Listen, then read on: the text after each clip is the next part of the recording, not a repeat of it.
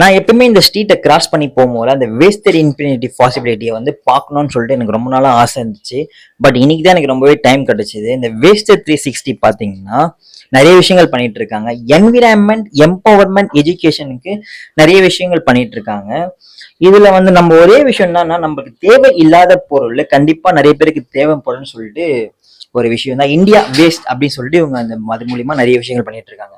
இதுல பார்த்தீங்கன்னா நிறைய புக்ஸஸ், நிறைய ஓல்டு புக்ஸ், ட்ரெஸ்ஸஸ், கிட்ஸ்க்கு ட்ரெஸ், அப்புறம் பெரியவங்களுக்குலாம் ட்ரெஸ்லாம் வந்து கம்மியான ப்ரைஸ்ல சேல் பண்ணிட்டு இருக்காங்க.